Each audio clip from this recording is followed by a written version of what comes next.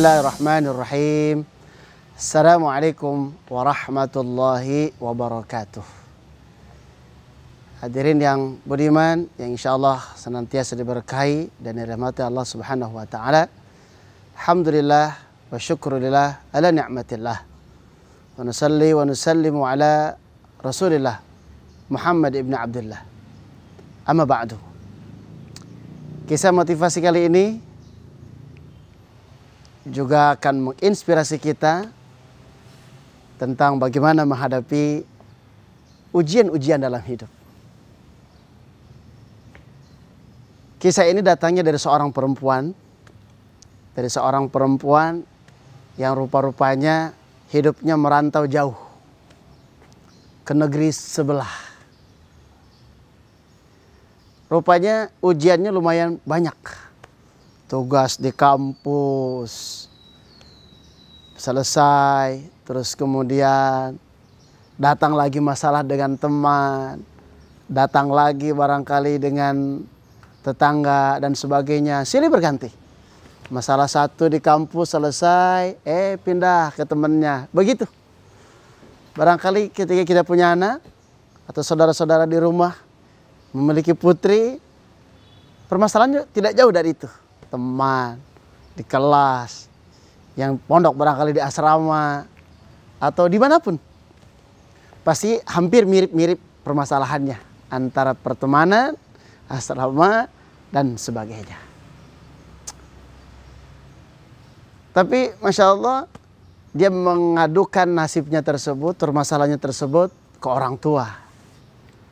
Namun sedikit agak sangsi, si putrinya agak sangsi karena bapaknya ini bukan seorang motivator, bukan seorang guru.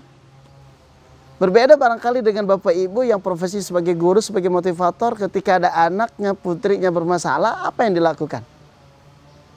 Dia memberikan motivasi tentu. Tapi subhanallah, bijaksananya juga luar biasa. Seorang koki tersebut ternyata juga punya andil di dalam memotivasi putrinya. Apa yang dilakukan? Tanpa menjawab, tanpa berkata-kata, ternyata putrinya dibawa ke dapur. Ayo nak, kita ke dapur. Mau ngapain ayah?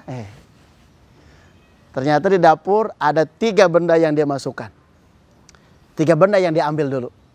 Pertama dia nyalain kompor, terus kemudian dia ambil panci atau sejenisnya, atau dangdang atau seperti apa. Dia rebus itu air sampai mendidih. Ada 3 benda yang dibawa oleh si ayah tersebut. Yang pertama, dia keluarkan kentang 1 biji, yang kedua telur, yang ketiga biji kopi. 3 benda ini dimasukkan ke air yang mendidih, satu persatu. 5-10 menit kemudian diangkat. Si putrinya yang tadi mengungkapkan permasalahannya tersebut terheran-heran. Ayah, aku ini pengen solusi, kenapa dibawa suruh masak? Belum berucap. Pelan-pelan dia ambil kentang dikeluarin. Dia ambil telur yang tadi sudah dimasukkan. Dia ambil juga kopi yang sudah direbus. Dari situlah kemudian sang ayah, sang koki tadi bertanya kepada putrinya. Lihat nak, apa yang terjadi?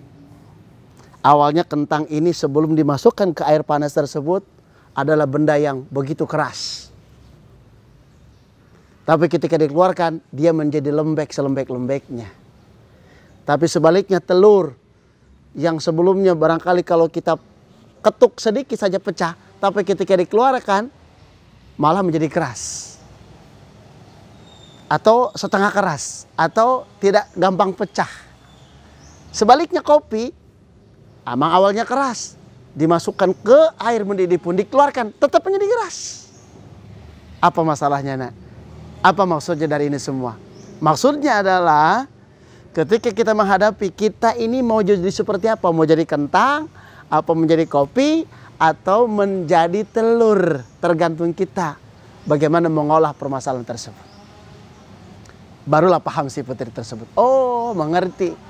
Jadi kita minimal seperti telur lah. Dia rapuh ketika masih belum matang. Dia akan menjadi kuat walaupun dipecahkan kulitnya, tapi akan jadi bermanfaat, menjadi enak, menjadi nikmat disantap. Kopi tidak ada masalah. Sebelum ada masalah maupun sebelum masalah dia akan tetap jadi keras. Begitulah kita. Bagaimana kita menghadapi hidup? Bagaimana kita menghadapi ujian? Karena ingat, ujian itu adalah dari Allah. Ketika kita sanggup melewati ujian tersebut, insya Allah ujian itu menjadi nikmat. Ketika kita mampu melewati ujian tersebut, insya Allah itu menjadi penggugur dosa kita semuanya. Maka berbahagialah ketika manusia diberikan ujian dan cobaan, asal tidak lari daripada Allah, insya Allah itu menjadi penggugur dosa kita semuanya. Insya Allah. Mudah-mudahan kisah yang sangat singkat ini menjadi inspirasi buat kita semuanya, dan kita mampu melewati ujian-ujian tersebut, insya Allah dengan hati yang lapang. Berzikir, ala bidzikrillah tatmainnul qulub. Ketahuilah bahwasanya kita berzikir pada Allah, disitulah hati kita akan menjadi tenang. Fatawakkal 'ala Allah, bertakwalah kepada Allah. Wa may yattaqillah, siapa yang bertawakal pada Allah, yaj'al lahu makhraja, Allah akan berikan solusi hidup, jalan keluar daripada kesulitan-kesulitan yang ada. Hadanallahu wa iyyakum ajma'in. Wassalamualaikum warahmatullahi wabarakatuh.